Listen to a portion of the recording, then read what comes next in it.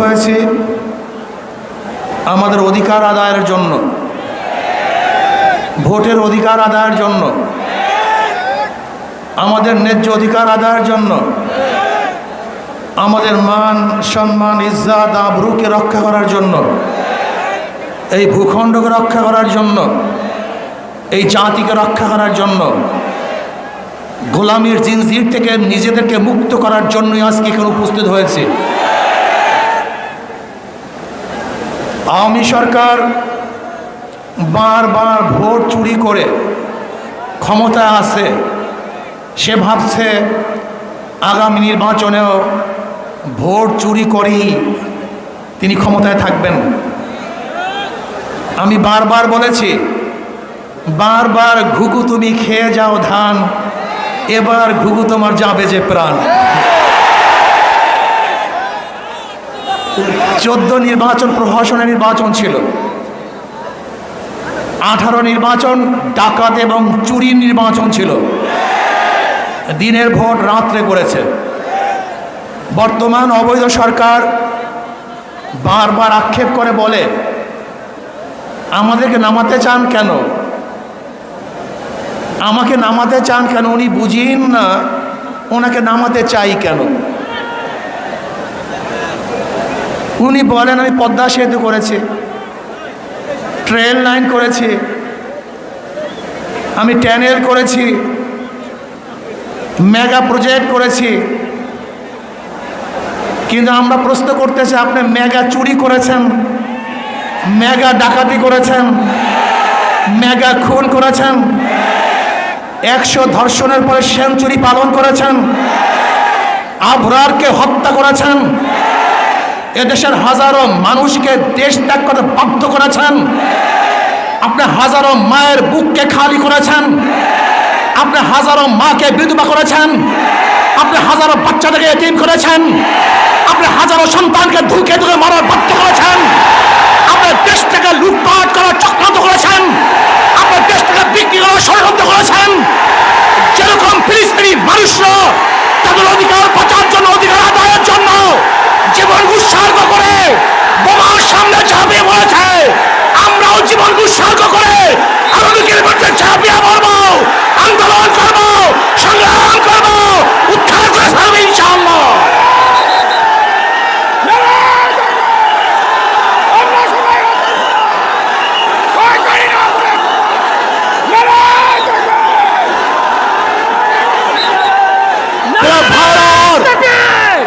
যেরকম ফিলিস্তিনিরা তাদের অধিকার আদায়ের জন্য, তাদের ভূমিকে রক্ষা করার জন্য,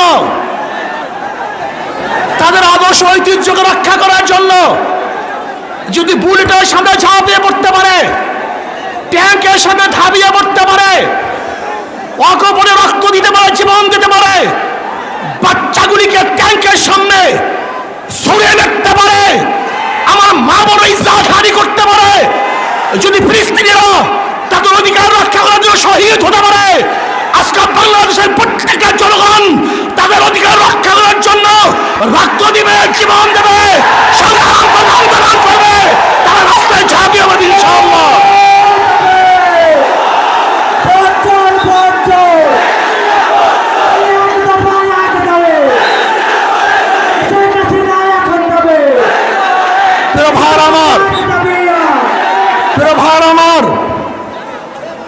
আরো কর্মসূচি আসবে।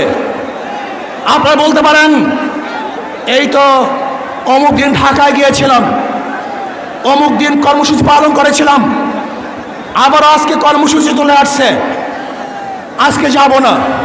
না, এটা হবে না। যেরকম খন্দকের যুদ্ধ শেষ হওয়ার পরপরই নবী আলাইহিস সালাতু ওয়াস সালাম যখন বিশ্রামে গিয়েছিলেন, জিবরাইল বললেন ইয়া নবী আল্লাহ, আমি এখনো যুদ্ধের পোশাক খুলি নাই আর আপনি তলোয়ার রেখে দিয়েছেন। না, আমাদের সমাপ্ত হয় নাই কাজ।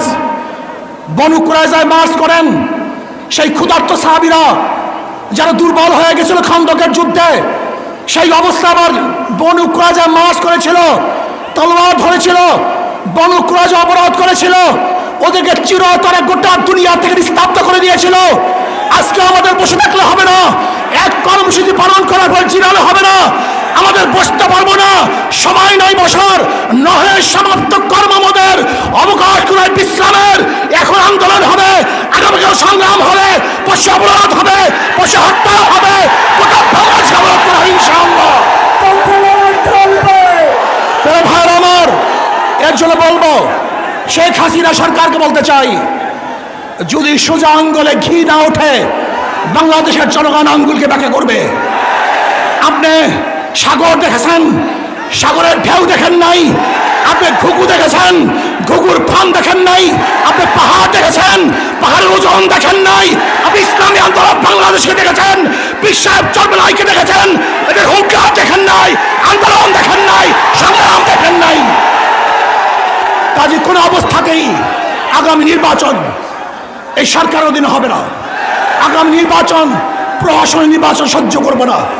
কাজে এর জন্য যদি আমাদের রক্ত দিতে হয়, জীবন দিতে হয়, সব কিছু দিয়েও বাংলাদেশের অধিকারকে ঠিক রাখবো, এই ভূমিকে বাঁচাবো।